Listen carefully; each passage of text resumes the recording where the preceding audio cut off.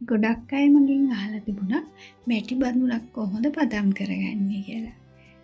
මේ තියෙන්නේ මං අලුතින්ම ගෙන ආව මැටි බඳුනක්. දැන් මම මේ මැටි බඳුන පදම් කරගන්න තමයි යන්නේ. මුලින්ම මං කරන්නේ ලොකු භාජනයකට වතුර එකක් පුරවලා මේ මැටි බඳුන මේ වතුර එකේ ගිල්ලවලා පැය 24ක් තියලා තියෙන එක. මේ මැටි භාජනයේ වැහෙන ප්‍රමාණයටම අපි වතුර දාගන්න ඕන. එහෙම දාලා මේ මැටි බඳුන අපි පෙඟෙන්න දාලා තියෙනවා. දැන් පැය 24කට පස්සේ අපි මේ මැටි භාජනය වතුර එකෙන් එළියට අරගන්නවා.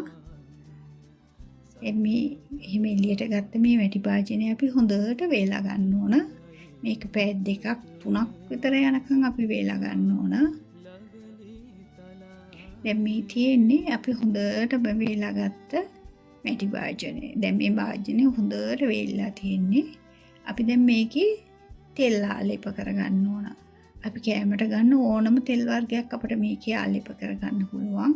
තල තෙල්, ඔලිව් තෙල්, පොල් තෙල් ඕනම දෙයක් අපිට පාවිච්චි කරන්න පුළුවන්. ඔයාලා අහලා ඇති නේද මැටි භාජන පදම් කරන්න ඉස්සෙල්ලා සබන් දාලා හොදන්න එපා කියනවා. එහෙම හොදන්න එපා කියන්නේ මේ මැටි භාජන වල පොඩි පොඩි සිදුරු තියෙනවා.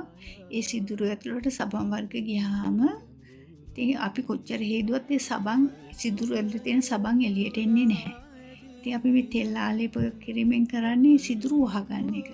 ඉතින් අර සබන් ඇතුළේ තියෙද්දි අපි මේ සිදුරු වහගත්තාම අපි කෑම උයද්දි ඒ සබන් අපේ කෑමත් එක්ක මිශ්‍ර වෙනවා. ඒ නිසා තමයි මේ පදම් කරන්න ඉස්සලා සබන් වර්ග එහෙම දාලා හොදන්න එපා කියන්නේ. දැන් මම මේ කරන්නේ භාජනයේ ඇතුළේ සහ පිටපැත්ත හොඳට තෙල් ආලේප කරගන්න එක. ඒ සඳහා අපිට පුළුවන් ටිෂු එකක්, රෙදි කෑල්ලක්, එහෙම නැත්නම් බ්‍රෂ් එකක් උනත් පාවිච්චි කරන්න. එහෙම නැත්නම් අතෙන් උනත් අපිට පුළුවන් මේ තෙල් ආලේප කරගන්න. මේ භාජනයේ ඇතුළේ සහ පිටපැත්තේ හොඳට අපි තෙල් ආලේප කරගන්නවා. එහෙම කරගෙන තවත් අපි පැය 2ක් 3ක් විතර මේ භාජනය වේලා ගන්න ඕන.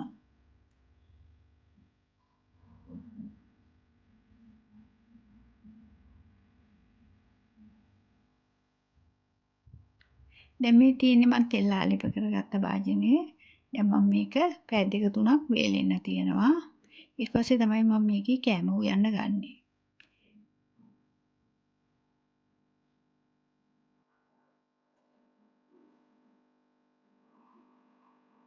දැන් මේ තියෙන්නේ මම වේලාගත්ත භාජනය.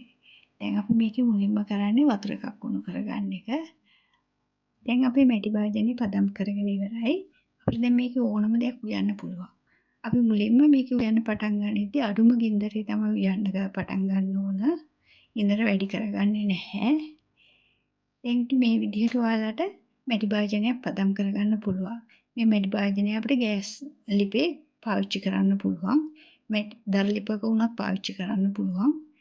ඔයාලට මේ වීඩියෝ එක ප්‍රයෝජනවත් වුණා නම් කැමති නම් තවත් කෙනෙකුට බලන්න ෂෙයා කරගෙනම යන්න.